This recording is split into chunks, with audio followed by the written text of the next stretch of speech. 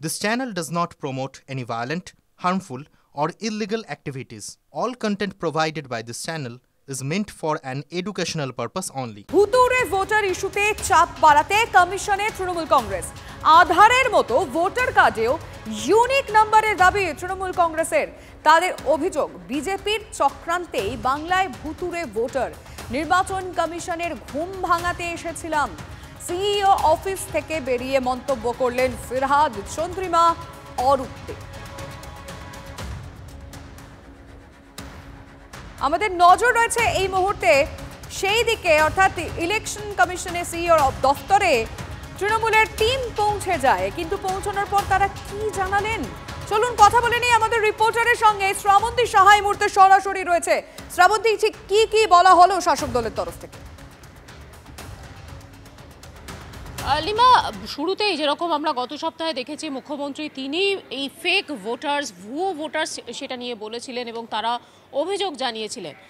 তারপর দিল্লিতে সাংবাদিক বৈঠকের পরে 24 ঘন্টা সময় বেঁধে দেওয়া হয়েছিল যে এই যাবতীয় তথ্য সেটা ইলেকশন কমিশনকে সামনে আনতে হবে।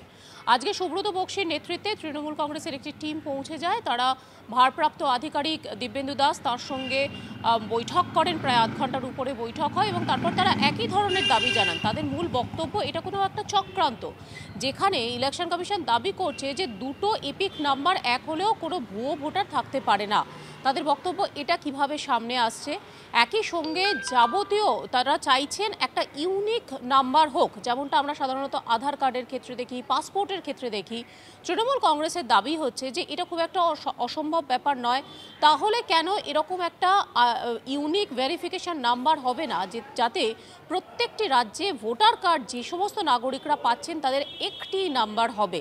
এই প্রশ্ন তাদের কাছে রাখা হয় যে যেহেতু ইলেকশন কমিশন একটা টুইট প্রকাশ করে এবং সেখানে তারা পাল্টা দাবি করে যে যদি কোনো এপিক নাম্বার দুটো সেমও হয়ে থাকে, সাধারণভাবে অন্য কোনো রাজ্যের ভোটার এসে বিধানসভা ভোটে ভোট দিতে পারবেন না। তার কারণ বুথের বাইরে একজন বুথ লেভেল এজেন্ট থাকেন যারা রাজনৈতিক দলের পক্ষ থেকে থাকেন, তাহলে তাদের কাছে একটা লিস্ট রয়েছে, সেক্ষেত্রে কিভাবে হবে?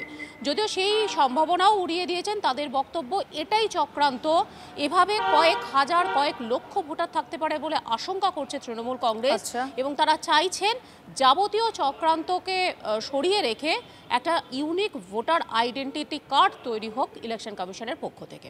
বোঝা গেল। অনেক ধন্যবাদ শ্রাবন্তী তোমায়। আজকে যে টিম পৌঁছে গিয়েছিল, অর্থাৎ চন্দ্রিমা ভট্টাচার্য, ফিরহাদ হাকিম এবং অরূপ বিশ্বাস, তারা কি বলেছেন বেরিয়ে আসার পর শোনাবো। ইউনিক আইডেন্টিটি নাম্বার, এটা যদি ভারতবর্ষের প্রত্যেক নাগরিকের থাকে এবং সেটাই আইন যা আছে সেই আইন কিন্তু সেটাই বলে, সে যদি ইউনিক নাম্বারটা দিয়ে দেয় তাহলে তো এই কোনো অসুবিধার কোনো জায়গা থাকে না।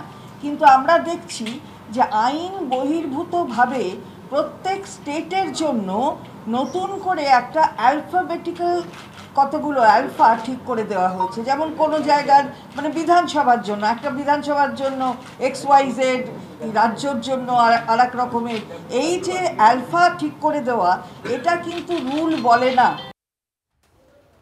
ভুতুড়ে ভোটার দেওয়া এবং একই এপিক কার্ডের বিভিন্ন রাজ্যের সেই ভোটারগুলোকে নিয়ে এসে আমাদের এখানে ভোটটাকে একটা প্রহসনে পরিণত করার চেষ্টা করেছি। এটাতে আমরা স্পেসিফিকভাবে ডিমান্ড করেছি যে যখন অনলাইনে কেউ অ্যাপ্লাই করবে তাকে ফিজিক্যাল ভেরিফিকেশান বিএলও এবং বিএলআরওর মাধ্যমে ফিজিক্যাল ভেরিফিকেশান করতে হবে। 2 নম্বর হচ্ছে ইউনিক আইডি নাম্বার ভারতবর্ষের নির্বাচন কমিশনকে করতে হবে।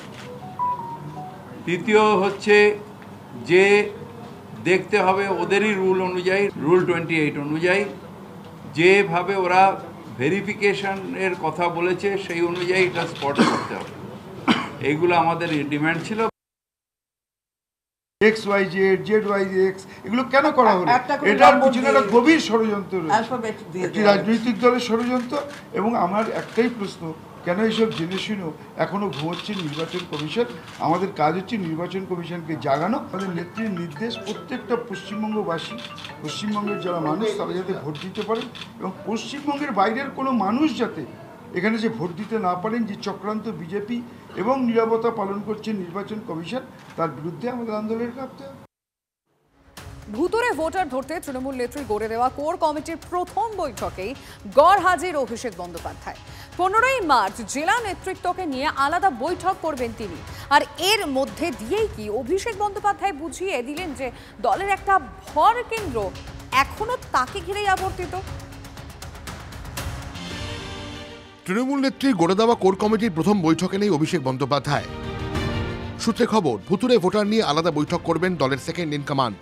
অভিষেক যেটা বলেছে অ্যাকচুয়ালি কারেক্ট, আমি ওইটাই মিন করতে চেয়েছি। আমি বলেছি 2/3 মেজরিটি তো থাকবেই, তার বেশি আপনাকে নিয়ে আসতে হবে। নেতাজি ইন্ডোরে মমতা বন্দ্যোপাধ্যায় এই বার্তার পর দলের অন্দরে অভিষেক বন্দ্যোপাধ্যায়ের ভূমিকা কার্যত স্পষ্ট হয়ে যায়। ওই দিনই ভুতুরে ভোটার খুঁজতে দলের রাজ্য সভাপতি সুব্রত বক্সির নেতৃত্বে একটি কোর কমিটি গড়ে দেন তৃণমূল নেত্রী। আমি সুব্রত বক্সি নেতৃত্বে একটা কমিটি করে দিচ্ছি স্টেটে। এদের কাজ হচ্ছে এরা বসে পার্টি অফিসে কার কি প্রবলেম আছে সেগুলোকে নেবে, নিয়ে কোথায় কোথায় প্রবলেম হচ্ছে সেটা তারা পাস অন করবে। 36 জনের সেই কমিটিতে রয়েছেন অভিষেক বন্দ্যোপাধ্যায়ও। বৃহস্পতিবার সেই কোর কমিটির প্রথম বৈঠক ডাকা হয়, কিন্তু সেই বৈঠকে যোগ দেননি দলের সর্বভারতীয় সাধারণ সম্পাদক। তৃণমূল সূত্রে খবর, মার্চের মাঝামাঝি জেলা নেতৃত্বকে নিয়ে আলাদা ভার্চুয়াল বৈঠক করবেন তিনি। বেশ কিছুদিন যাবৎ তাকে ঘিরে শীর্ষ নেতৃত্বের সঙ্গে, মমতা বন্দ্যোপাধ্যায়ের সঙ্গে বা প্রবীণ নেতৃত্বের সঙ্গে তার সম্পর্কের দূরত্ব নিয়ে আলোচনা চলছিল। তাকেও দেখা যাচ্ছিল সেবাশ্রয় প্রকল্পকে হাতিয়ার করে মূলত তার লোকসভা কেন্দ্রের অন্দরে বিভিন্ন কর্মসূচিতে ব্যস্ত থাকতে। তারপরে ভার্চুয়াল বৈঠক, যে ভার্চুয়াল বৈঠক হতে চলেছে 15ই মার্চ, এই 15ই মার্চের ভার্চুয়াল বৈঠকের মধ্যে দিয়েই আরও একবার রাজ্যব্যাপী সক্রিয় হচ্ছেন অভিষেক বন্দ্যোপাধ্যায়। এতেই প্রশ্ন উঠছে, তৃণমূলের আলাদা ভর কেন্দ্র হিসেবে অভিষেকের থেকে যাওয়াটাই কি স্পষ্ট হলো বৃহস্পতিবারের বৈঠকে? পিসির অবান্তর কথা হয়তো অভিষেক বন্দ্যোপাধ্যায় বুঝতে পেরেছেন। যে বিষয়টা নিয়ে হইচই করার চেষ্টা করছে নির্বাচন কমিশনের প্রেস রিলিজ আসার পর, সেটার যে কোনো সারবত্তা নেই সেটা নিশ্চয়ই অভিষেক বন্দ্যোপাধ্যায় বুঝতে পেরেছেন। আর আজকে অনুপস্থিত থেকে আমার মনে হয় সেটাই বলে দিয়েছেন যে এই ভোটার তালিকা নিয়ে আসলে যে হইচই হচ্ছে সেই হইচয়ে তার কোনো শিলমোহর নেই। 2019-এর লোকসভা নির্বাচনে তৃণমূলের ফল খারাপ হওয়ায় দলের হয়ে কাজ করার জন্য ভোট কুশলী সংস্থা আইপ্যাককে এনেছিলেন অভিষেক বন্দ্যোপাধ্যায়। কিন্তু সম্প্রতি সেই আইপ্যাকের বিরুদ্ধেই প্রকাশ্যে মুখ খুলতে শুরু করেন তৃণমূলের প্রবীণ নেতাদের একাংশ। আইপ্যাক নিয়ে প্রকাশ্যে অসন্তোষ প্রকাশ করেছিলেন খোদ মমতাও, কিন্তু সম্প্রতি নেতাজি ইন্ডোরের সভায় তিনি আবার আইপ্যাক নিয়ে উল্টোপাল্টা কথা না বলে তাদের সঙ্গে সহযোগিতা করার নির্দেশ দেন। একই সঙ্গে মমতার সঙ্গে দূরত্ব বৃদ্ধি জল্পনা উড়িয়ে সেই সভাতেই অভিষেক বলেছিলেন, আরে আমার গলা কেটে দিলে কাটা গলা থেকে মমতা ব্যানার্জি জিন্দাবাদ বেরোবে, আমি বেঈমান নই। এরপরেও মমতার গড়ে দেওয়া কোর কমিটির বৈঠকে অভিষেক না যাওয়ায় রাজনৈতিক মহলে জল্পনা শুরু হয়েছে। এদিন থেকে অভিষিক্ত হলেন, তারপরেই কিন্তু আমরা দেখলাম দলের দুটো ধারা, এবং সেই ধারাটা দিনের দিন চওড়া হতে হতে দুটো ভরকেন্দ্রের রূপ নিয়েছে। কখনো সেটা প্রকাশ্য হয়েছে, কখনো অন্দরমহলে বিভিন্ন জল্পনা কল্পনার মধ্যে সীমিত থেকেছে। সেটা যে তৃণমূল কংগ্রেসের তুষের আগুনের মতনও নিবুভাবেও জ্বলে যাচ্ছে, এবং সেটা কিন্তু একদম পরিষ্কার সত্য ঘটনা। যদিও তৃণমূলের একটি অংশের মতে জেলা নেতৃত্বের সঙ্গে অভিষেকের আলাদা করে বসার সিদ্ধান্ত থেকে এটা স্পষ্ট যে দলের একটা ভরকেন্দ্র এখনো তাকে ঘিরেই আবর্তিত হচ্ছে। Sourav Guha report, TV9 Bangla. এবারে মালদায় নজর রাখতে হচ্ছে, তার কারণ সেখানে নকল ধরতে যাওয়ায় বৈষ্ণবনগরের শিক্ষক শিক্ষিকাদের মারধর করা হয়। কান্দিটোলা হাই মাদ্রাসার 9 জন পড়ুয়াকে শনাক্ত করলো উচ্চ মাধ্যমিক শিক্ষা সংসদ। আমি কথা বলবো, আমাদের প্রতিনিধি রয়েছেন সুব্রত সেই মুহূর্তে সরাসরি। সুব্রত, যাদেরকে শনাক্ত করা গেছে তাদের বিরুদ্ধে কোনো কি ব্যবস্থা নেওয়া হচ্ছে? দেখো, তাদের বিরুদ্ধে এখনো পর্যন্ত শিক্ষা দপ্তরের কাছে যা নির্দেশ এসে পৌঁছেছে মালদা জেলাতে, তাতে ওদেরকে বলা হয়েছে তারা পরীক্ষা দেবে, কিন্তু তাদের যে খাতা, সেই খাতাটা কিন্তু আলাদা করে রাখা হবে। এখন এটা বলা হচ্ছে যে তাদেরকে বাতিল করা হবে, কিন্তু বাতিল করতে গেলে যা যা প্রসিডিওর, আগেই যদি তাদের পরীক্ষা তাকে সাসপেন্ড করা হয় তাহলে তো তাদেরকে পরীক্ষায় বসতে দেওয়ার কথা নয়, কিন্তু তারা কিন্তু পরীক্ষায় সেদিনও বসেছে এবং কালকেও তাদের পরীক্ষা রয়েছে, এবং তাদের মধ্যে যাদের পরীক্ষা কালকে রয়েছে তারা কালকেও পরীক্ষা দেবে।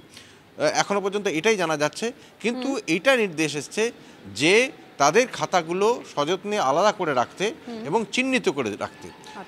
এরপরে তাদের পরীক্ষার হয়ে যাবার পরে তাদেরকে বাতিল করা হবে বলে বলা হচ্ছে। এখনো পর্যন্ত যদিও সেটা ঘোষণা করা হয়নি, অন্ততপক্ষে এখান থেকে শিক্ষা দপ্তর থেকে সেটা জানানো হয়নি এবং সেই স্কুলকেও জানানো হয়নি। তো ফলে দেখা যাক যে আগামীকাল কি হচ্ছে। কিন্তু অন্যদিকে যেটা কথা, যে যারা শিক্ষক শিক্ষিকা যারা আক্রান্ত হয়েছেন তারা কিন্তু যথেষ্টই আতঙ্কে রয়েছে। একদমই, তাদের বক্তব্য আপনার কাছে রয়েছে সুব্রত, আমরা অবশ্যই সেটা দর্শকদেরকে শোনাতে চাইবো, কারণ তাদের এই মুহূর্তে কি অবস্থা সেটা জানার প্রয়োজনীয়তা রয়েছে। কিন্তু তার মধ্যে এই উচ্চ শিক্ষা সংসদের সভাপতি কি বলেছেন, উচ্চ মাধ্যমিক শিক্ষা সংসদের সভাপতি, আমরা তার বক্তব্য শুনবো এবং সেই স্কুলের যারা শিক্ষক শিক্ষিকারা রয়েছেন তারা কি বলছেন। 9 জনকে আইডেন্টিফাই জাস্ট করা হয়েছে। আমার কাছে এই মুহূর্তে 7 জনের নাম রয়েছে, এক্সাম রোল নাম্বার রয়েছে, সবই রয়েছে।